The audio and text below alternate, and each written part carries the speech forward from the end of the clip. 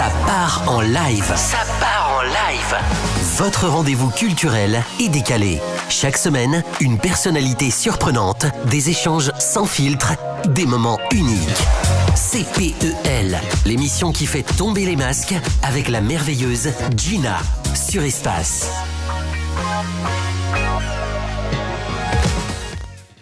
Bienvenue dans votre émission Ça part en live. Aujourd'hui, on reçoit une journaliste, on reçoit Dalini Mvemba. Alors, merci pour l'invitation. Merci à toi d'être venue. Avant de parler un petit peu de ton parcours, de savoir ce que tu fais, même si j'ai dit que tu étais journaliste, est-ce que tu pourrais te décrire en 2 mots, Dalini? En 2 mots? Ouais, 2 mots qui te décrivent. Qui me décrivent, je dirais spontanée et très ambitieuse. Waouh, spontanée et très, en plus j'aime bien comment tu as souligné le très ambitieuse. Ok, très bien. Donc je disais, tu es une journaliste, voilà, tu travailles sur la chaîne Télé Global, non, Africa Télé Sud, pardon. Global Africa Télé Sud. Ah oui, Global, j'avais raison en fait. Hein. Et ça fait combien de temps que tu travailles là-bas? Alors ça fait 2 ans. Ça fait 2 ans. Je présente donc l'émission L'Entretien du jour, où chaque jour j'interviewe des personnalités politiques, économiques, culturelles, aussi associatives.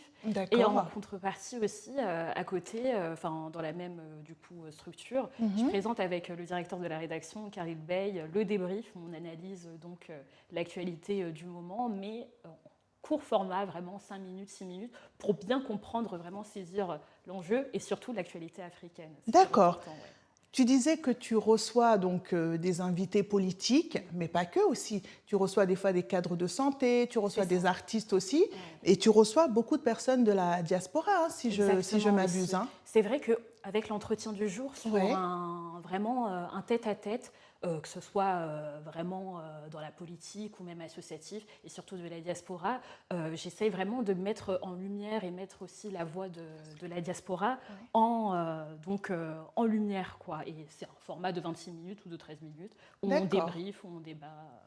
Et comment vous choisissez vos invités, justement? Comment vous les choisissez? Alors, c'est vrai que je les choisis en fonction de l'actu du jour. Du jour, d'accord. L'actu du moment. Parce que c'est une émission tous les jours, hein, c'est ça. Hein, elle passe tous les jours.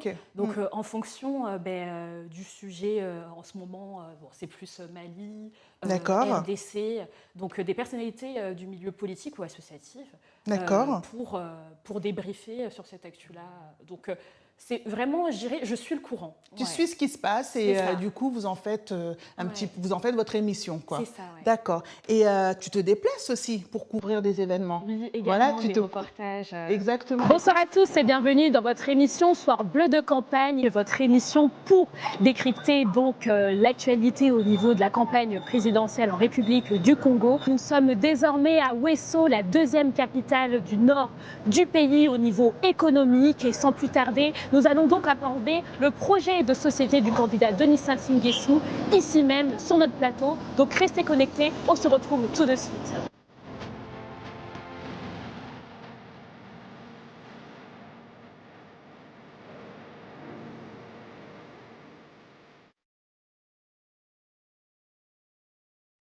Vous êtes toujours dans Soir Bleu de campagne, ici même donc à Ouesso. Nous allons décortiquer le projet de société, en faire une analyse assez globale. Et pour en parler, je suis donc avec Maître Ben Luther. Bonsoir. Bonsoir madame. Nous sommes également avec le travailleur social, monsieur Ejidel Oko Engabe. Bonsoir. Bonsoir. Alors sans plus tarder, on sait que le candidat Denis Sassou Nguesso parle de l'accélération de la marche vers le développement pour 2026 et puis même 2031. Maître Ben Luther, comment résumerez-vous en quelques phrases l'esprit de ce nouveau projet de société pour les Congolais qui nous suivent actuellement? Alors la vision générale du projet de société du président de la République est toute simple. Elle est toute simple dans la mesure où il repose sur l'idée que la décennie 2026 à 2031 doit marquer une accélération du développement du Congo, afin d'améliorer durablement les conditions de vie des populations.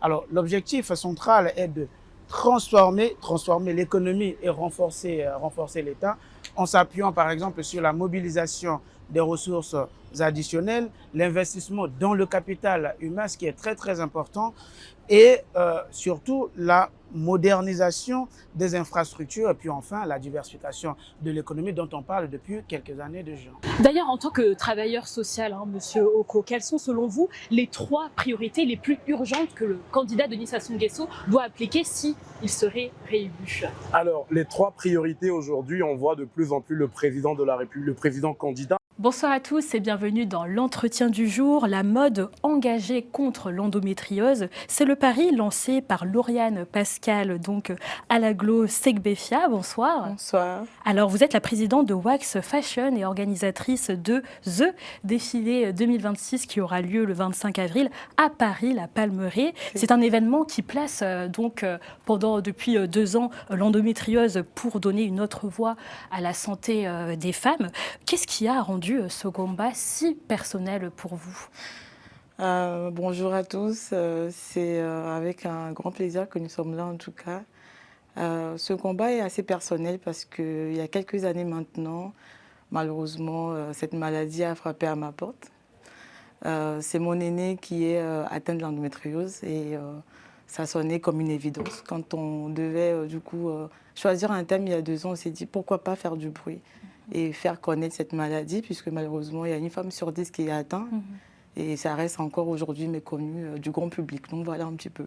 En quoi cette expérience a-t-elle changé même votre manière de voir la mode pour vous pousser, en faire tout de même un outil de combat et surtout pour la santé de ces femmes?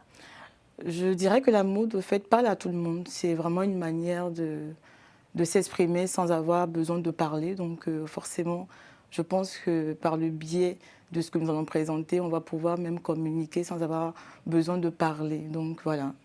Et pour les téléspectateurs qui nous suivent, la mode peut-elle aussi aider à briser les tabous sur cette maladie qui, je pense, selon vous, d'après vous, est-elle très méconnue ou assez accessible du grand public? Complètement méconnue. Enfin, aujourd'hui encore, malheureusement, les femmes mettent encore 7 à 8 ans pour être diagnostiquées, ce qui n'est pas normal. Et du coup, oui, on est complètement dedans. La mode peut aider aujourd'hui à briser les tabous. Donc, il y a plusieurs même de mes mannequins qui sont atteints de la maladie, qui vont défiler le 25 avril justement pour montrer à quel point, à part la maladie, enfin, au-delà de la maladie, elles sont des femmes fortes. Donc, voilà. Donc c'est dans cet équilibre que vous repensez la mode, l'art et la sensibilisation à travers la mode et surtout la santé des femmes. Mais n'est-ce pas forcément très difficile de tout mettre en place, que ce soit la santé, la mode? Vous avez réussi à trouver une sorte de synergie. Et comment ça te... Est-ce que c'est quelque chose qui te plaît justement d'aller couvrir des événements ou bien pas spécialement? Eh bien, c'est ce que j'ai vu, c'est que certes, c'est bien d'être dans un plateau à Paris, traiter de l'actualité africaine à Paris, mais est-ce qu'on connaît vraiment les réalités aussi sur le terrain? Et ça m'a permis aussi d'avoir un autre point de vue et savoir aussi mettre en lumière aussi sur ce qui se passe sur le continent africain et le rapporter auprès aussi de la diaspora. Donc c'est vrai que c'était une spécialité aussi que j'ai pu mettre en pratique et vraiment d'échanger, de rapporter ce qui se passe. Et ben, ça me plaît, ça te plaît beaucoup. Ah, oui. Donc en fait, tu aimes bien être sur le terrain et tu aimes bien aller voir sur place, échanger avec les gens et voir comment ça se passe en fait, c'est ça. Oui, c'est très important aussi l'échange, les micros tendus, savoir ce que pense aussi la population.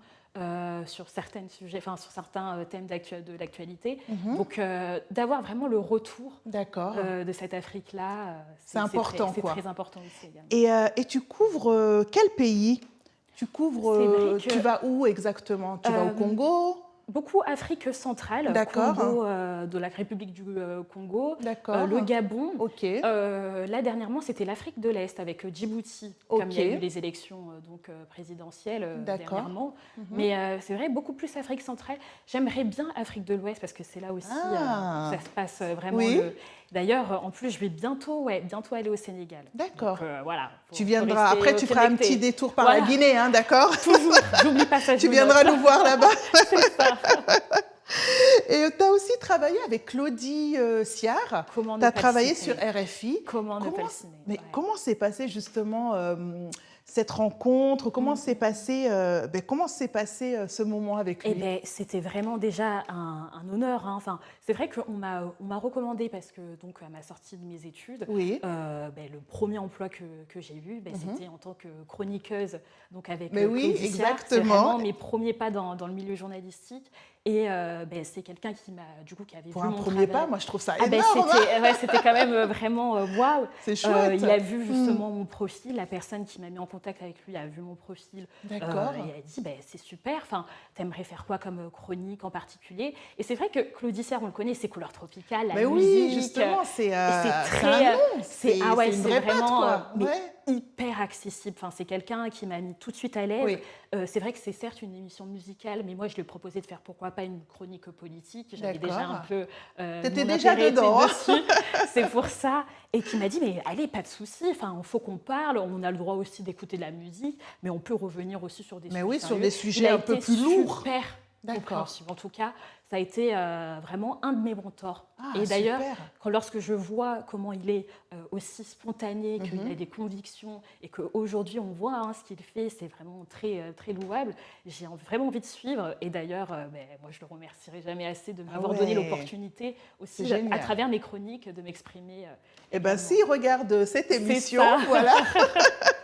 J'espère qu'il t'écoutera et qu'il sera content de ce message. Et comment en fait aussi ça s'est fini avec Claudie? Est-ce que oui, de toute façon, on a vu dernièrement que Couleur Tropicale, mais oui, justement, c'est vrai que moi j'avais un vrai tournant, ça. J'avais quitté du coup bien avant la fermeture, parce que il y a eu Télé Sud ensuite qui m'ont proposé donc cette émission l'entretien du jour. Mais ça c'était, quand il m'a dit, lui, il a envie aussi de transmettre son ambition. Même là, aujourd'hui, lorsqu'il a fini Couleur Tropicale, c'est de transmettre à cette jeunesse, comme il dit, éveillée, construire, déconstruire. Consciente, la génération consciente. Il aime beaucoup ce mot, je sais. Exactement.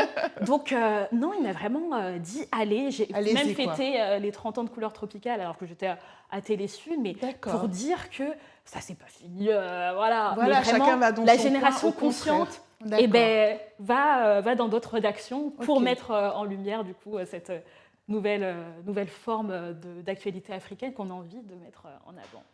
Pour lui, c'est une fierté, mais pour vous aussi, je veux dire, en plus, tu sortais de l'école, comme tu disais, tu tombes sur lui, après Télé Sud, après, je te souhaite encore beaucoup d'autres choses. Très ambitieuse, hein. Mais oui, non, mais c'est ce que je vois. Mais c'est génial comme parcours, en fait.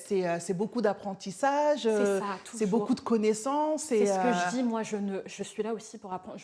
C'est pas parce que j'ai eu des grandes figures, que ce soit Claudie Siard ou même des personnalités politiques, parce que j'ai eu quand même des ministres, des anciens députés, c'est vrai que face sur mon plateau, mais je dis toujours, j'ai toujours à apprendre en fait. Oui, tu as l'impression d'apprendre, que tu as encore beaucoup de choses à apprendre. J'ai encore beaucoup de choses à apprendre. C'est vraiment ma phrase pour me dire que voilà, je n'ai pas terminé. Il reste encore des choses à apprendre. D'accord. Et ce volet politique, donc c'est quelque chose qui te plaît en fait, ce volet-là? Toujours. Vraiment, ça m'a toujours animée. La politique, surtout africaine, parce que ce que j'ai remarqué, que ce soit dans les grands médias nationaux, parce qu'on est en France, l'actualité internationale africaine n'était pas forcément mise en avant.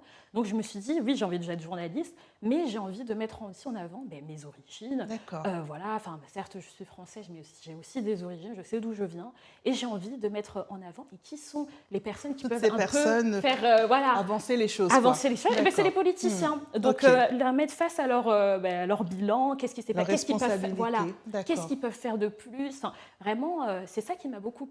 Qui te plaît beaucoup. Voilà, surtout qu'il faut savoir qu'en Afrique, il y a beaucoup de choses à dire justement sur les bilans. C'est un continent qui bouge énormément. Chaque pays a beaucoup de choses justement à faire. Il y a beaucoup d'évolutions aussi. Il y a cette génération consciente dont tu parlais. Il y a beaucoup d'éveil qui se passe aussi en Afrique. Donc c'est vrai que maintenant...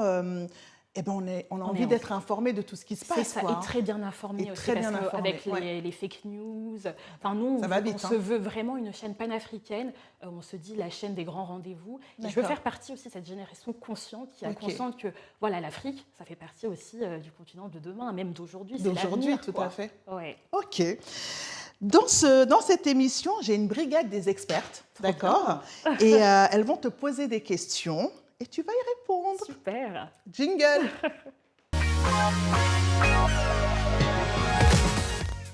Bonjour Dalini, dans votre métier de journaliste, vous échangez avec des profils extrêmement différents, des activistes, des entrepreneurs, des artistes. Je voulais savoir quelles histoires reviennent le plus souvent aujourd'hui dans la diaspora. Ah bah, c'est vrai que vraiment les histoires au niveau, enfin que ce soit même entrepreneuriat, je dirais c'est vraiment les femmes. Vraiment, aujourd'hui, il y a beaucoup... Honneur aux femmes. Vraiment. Parce que je pense que... Pourquoi ça revient? Parce que on a pris conscience en soi de l'impact qu'on pouvait avoir aussi. Certes, il y a beaucoup de décideurs politiques masculins, mais aujourd'hui, il y a cet élan-là au sein de la diaspora, hein, je veux dire. Hein. On l'a vu avec les élections, que ce soit municipales, il y a beaucoup de femmes aussi qui sont d'origine, qui sont élues, donc maire adjointe, maire auprès des grandes villes, qui ont des postes à responsabilité. Tout à fait. Et aujourd'hui, ce qui s'est multiplié au sein de la diaspora, c'est ces associations de femmes qui poussent justement cette jeunesse à pouvoir s'imposer aussi dans la vie politique, ou même entrepreneuriale aussi, économique. Et c'est vraiment les sujets qui me reviennent, en tout cas quand je fais des émissions associatives ou au sein de la diaspora. Ces femmes-là qui me disent, eh ben moi j'ai un cercle, d'ailleurs même moi j'en fais partie, le cercle Kasaï, qui met en avant d'ailleurs les femmes issues justement de la diaspora, d'où le Kasaï, parce que ça vient de la République démocratique du Congo. Du Congo, d'accord. Et on se veut experte, donc, et même aussi ambitieuse de faire des projets ensemble tout à fait. Avancer ensemble. Pour s'imposer et avancer comme tu l'as dit, ensemble. Donc vraiment les sujets diaspora femme, la place de la femme ici en France pour évoluer, pour bâtir des choses, c'est beaucoup, d'accord. Beaucoup mis en avant. Ok. Deuxième question. Beauté, bonjour. Bonjour. Petite question, Dalini, petit débrief sur ce qui te motivait au moment où tu es rentrée dans l'équipe du Global Africa Télésud.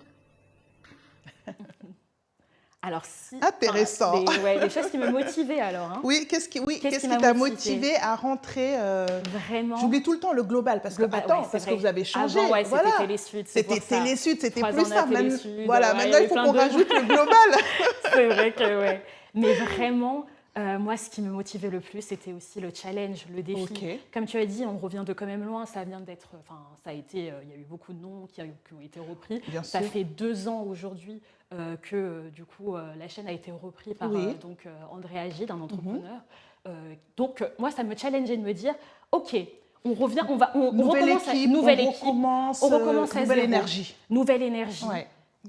Notre ambition, c'est de toucher vraiment le continent africain, d'être la chaîne donc des grands rendez-vous. Tout à fait. Bah oui, moi je veux faire partir de ces gens-là qui ont pris qui font avancer les choses. Qui font avancer les choses et de zéro. Donc en fait, j'ai envie de faire passer le message on peut vraiment tout recommencer. Mais y arriver, au final, on est la 4e chaîne panafricaine. On fait plus de 3 millions de téléspectateurs. C'est énorme. C'est énorme.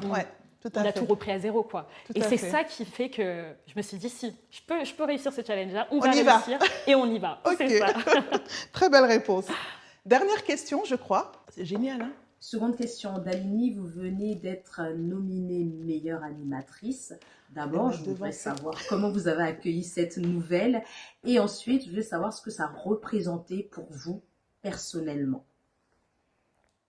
Non, c'est vrai que cette nomination... Dalini, avant que tu répondes, je tiens à dire que ma brigade Melka m'a devancée, parce que c'était une question que j'avais pour toi. Donc tu peux répondre, effectivement, tu as eu une très belle nomination. C'est vrai que c'était lorsque j'ai reçu le message de Only Woman Award. Donc, meilleure présentatrice, 2026 quoi, 2025. C'est vrai, 2026. C'est entre les deux. Ouais, c'est entre les deux. Mais c'est énorme. Voilà. Wow, félicitations. Merci beaucoup. Mais comme je disais, on peut vraiment repartir de zéro et être vue auprès... Parce qu'il faut savoir, hein, Only Woman Award, c'est donc au Sénégal, c'est le trophée de la meilleure femme africaine. Mais oui. Ça se passe du coup à Dakar. C'est pour ça que je disais que j'allais prochainement être à Dakar. C'est à Dakar, ok. En plus, j'allais te demander où c'était. Voilà, ok, justement. À Dakar, très bien. Parmi toutes ces femmes, d'avoir quand même eu un petit... un petit écho sur qui est Daline Mvemba qui présente justement l'entretien du jour. C'est vrai que quand j'ai reçu ça, je me suis dit, attends, vous êtes sûre et tout? Oui, on a vu ce que vous faisiez, c'était super top. Et vous faites partie auprès de 3 autres présentatrices de chaînes nationales sénégalaises. Ok. Donc, c'est vrai que Télésud, c'est une chaîne panafricaine. Tout à fait. C'est certes, je suis sous le drapeau de la République démocratique du Congo, mais je me veux vraiment aussi panafricaine, de représenter aussi que ce soit ces femmes justement qui veulent débuter dans la télé et qui peuvent se dire, bon, elles ne sont pas obligées de faire que la chaîne nationale. Hein. Exactement, on peut faire, bien sûr. On peut faire une chaîne panafricaine. Il y a beaucoup d'autres opportunités et c'est possible en fait. Pas seulement se cadrer sur un seul pays, on peut faire plein de choses. Donc, c'est vrai que j'en suis très, très, très reconnaissante. Mais c'est magnifique. En plus, dans ta jeune carrière, j'ai envie de dire. C'est ça qui... Tu t'imagines, tu démarres avec ça. Donc là, dans 4 ans, on a quoi on a quelque chose de... Non, mais c'est énorme. C'est génial, en tout cas. Mais ça, tout ce travail-là, même cette reconnaissance, je le dois vraiment, que ce soit à mon mentor, du coup, Claudicia, bien sûr, et aussi au directeur de la rédaction, Karel Bey, qui t'a fait confiance, qui te fait confiance. C'est ça qui me fait confiance. Aussi le directeur de la chaîne, André Agile, qui a aussi parié, parce qu'il s'est dit, justement, on va te mettre à l'antenne. C'est vrai que moi aussi, j'étais un peu sceptique, mais il m'a dit non, allez, on y va, on teste. Donc, que ce soit même au niveau de la réalisation, c'est eux aussi, c'est grâce à eux que ça tourne. Tu t'es sentie aussi bien accueillie. Je leur dois vraiment, si je gagne, je leur remercierai jamais assez. C'est énorme. Tu nous diras si tu as gagné, de tout intérêt. Et c'est quand? Du coup, c'est au Sénégal, mais c'est à quel moment? Alors, c'est le 11 juin. Le 11 juin, d'accord. Donc cet été, là. Voilà, c'est là. Ok, d'accord. Ça va être un super bon événement. C'est l'occasion, comme je disais, Only Woman Award, la femme est beaucoup mieux mise en avant. Cette reconnaissance aussi de la femme, ça va être un super bon événement de rencontrer aussi ces femmes ambitieuses qui ont justement le pouvoir aussi d'avoir un impact. Ça va être vraiment... Ça va être top. Ça va être... Eh bien, écoute, super. On va passer à une autre rubrique. On va faire un jeu. Est-ce que tu aimes jouer? Oui. Ah oui, si. Ouais. Eh bien, jingle. On va faire un jeu qui s'appelle le « Et si ». Donc, par exemple, Dalini, si tu étais, tu étais, je sais pas, une plante ou... OK? Tu es prête?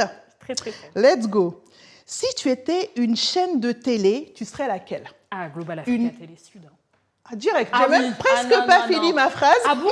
C'est en français. Non, mais t'étais tellement sûre de toi. Non, ouais. Ah ouais, tu gardes celle-là. Ah oui, non, vraiment. Mais après, du coup, c'est quoi la fin de... Parce que non, mais c'était ça. Mais en fait, t'étais tellement sûre de toi que... moi, je suis quelqu'un de spontané. Eh ben, ça marche, on prend. Et si tu avais fait un autre travail que journaliste, t'aurais fait quoi? Alors, je dirais... bonne question. Si c'était autre chose, Je dirais, pourquoi pas dans le conseil au niveau communication. Ok, d'accord. Auprès des politiciens, oui, d'accord. C'est vrai, je ne me suis pas trop posé la question. Toujours dans la politique quand même, je vois. Tu es toujours dans cette branche-là. Ok. Et si tu étais une animatrice, américaine? Américaine? Une animatrice américaine. J'ai oublié son nom, mais celle qui a fait l'interview auprès... ça avait même fait un gros... ça avait beaucoup fait parler, mais c'est une présentatrice américaine qui avait interviewé par rapport à la République démocratique du Congo. Mais c'est vrai que niveau États-Unis, j'ai pas de par nom exemple, en tête. pour toi, une Oprah Winfrey ou... C'est vrai que à la carte, mais... c'est pas forcément quelqu'un qui... Alors que pour moi, c'est quelqu'un d'extraordinaire, tu vois. Moi, pour moi, je dirais, elle fait partie de mes top 3, tu vois. Mais c'est vrai que les États-Unis, je ne m'intéresse pas forcément aux présentatrices. Ok. Là, tu es vraiment très diaspora. Très diaspora, j'avoue que la ligne, garde. elle est là. Et si tu étais une journaliste politique? Ah ben c'est vrai que niveau politique, j'ai plus de représentation française, ce serait Apolline de Malherbe. Alors vraiment, alors pour le coup, c'est vrai qu'il y en a qui sont un peu perplexes, mais en fait ce que j'aime bien, c'est son rapport de force qui est, elle se démonte pas si je puis dire, elle pose des questions cash. C'est ce que j'aime bien, comment elle n'a pas froid aux yeux en fait face à des personnalités, c'est ce que j'aime bien chez elle. C'est marrant, j'aurais jamais misé sur elle moi. Ah ben oui, je sais. Mais après c'est vrai, je comprends le fait que tu dises que quand elle pose une question, tu vas y répondre. C'est ça. Tu veux, tu veux pas, tu vas y répondre. Exactement. C'est que ça. Ok, d'accord.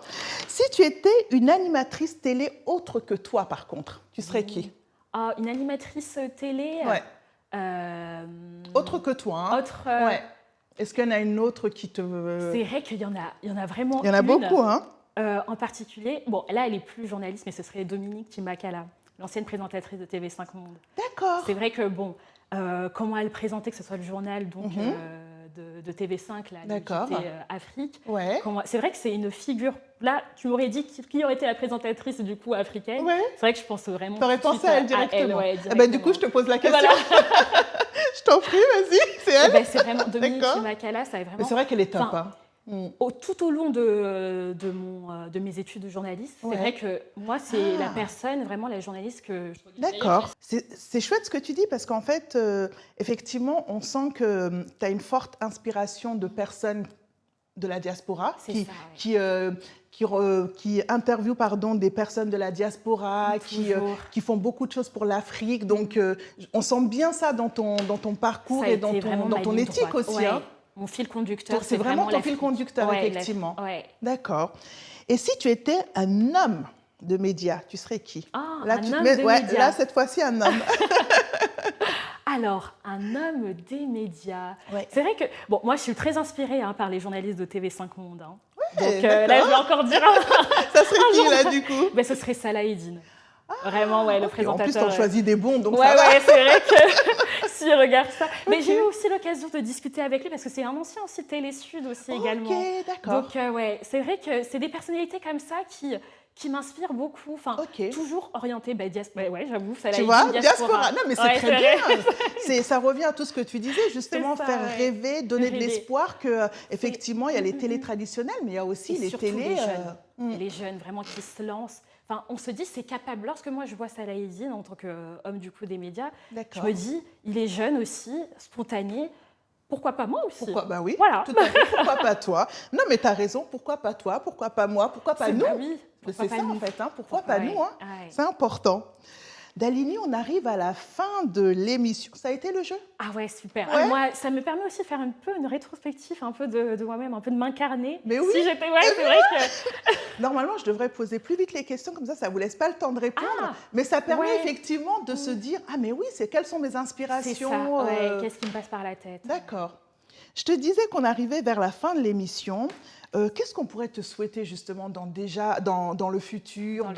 Qu'est-ce qu'on pourrait te souhaiter? Parce que bon, c'est vrai que tu fais déjà beaucoup de choses, tu as cette nomination qui arrive. Qu'est-ce qu'on pourrait te souhaiter là? Alors déjà, pourquoi pas déjà ramener la coupe? Ramener la coupe à la maison. À la maison pour les Only Women Awards. Et à l'avenir, vraiment, ce serait, pourquoi pas avoir... justement une émission à un impact beaucoup plus fort parce qu'aujourd'hui c'est vrai que les entretiens on a l'habitude d'écouter que ce soit des débats tout ça mais pourquoi pas voir un peu plus loin, avoir un projet d'émission assez original qui met en avant un peu plus la diaspora aussi ces politiques africaines. D'accord. Donc toujours continuer dans le milieu du journalisme, toujours. Ça ça m'étonne pas. Mais avec une petite touche quoi. Une touche plus perso, peut-être. Plus perso, D'accord. Changer les choses un peu qui soient différentes. D'accord. Et j'ai une toute dernière question. Qu'est-ce que ça t'a fait cette fois-ci d'être de l'autre côté? C'est ce que j'appréhendais. Et au final, parce que généralement, tu poses la question. T'as vu? C'est un autre exercice. C'est vrai que généralement, c'est moi qui suis, qui interview. Je comprends pourquoi mes invités me demandent comment ça se passe et tout, parce que c'est vrai que c'est un peu l'inconnu de se livrer. C'est impressionnant. C'est vrai que, et surtout, c'est pas facile aussi de se livrer. C'est vrai que c'est pas facile. Donc, qu'est-ce que ça me fait? Je dirais que ça fait aussi du bien, comme je disais, c'est une rétrospective de moi-même. Tout à fait. Ça me permet un peu de faire le point. Exactement. Et je pense que j'ai encore beaucoup de choses à découvrir et à apprendre. et tu en donnes déjà beaucoup aussi de ta personne. Donc vraiment, c'est vraiment chouette de te regarder dans tes émissions parce que on sent déjà cette énergie, on sent aussi cette fraîcheur, on sent aussi tout ce côté pro. Donc c'est vraiment chouette, quoi. Donc on continuera à te regarder. Et ça continuera toujours. Et grâce aux filles, aux téléspectateurs qui nous suivent. D'ailleurs, encore merci pour l'invitation. Et puis, merci à toi. On espère faire de belles choses. Et on les fera. On les fera. C'est surtout ça. Merci Dalini d'être passée dans l'émission. Et quant à moi, je vous donne rendez-vous très vite. Ciao. Ça part en live. Ça part en live. Votre rendez-vous culturel et décalé. Chaque semaine, une personnalité surprenante, des échanges sans filtre, des moments uniques. CPEL, l'émission qui fait tomber les masques avec la merveilleuse Gina sur Espace.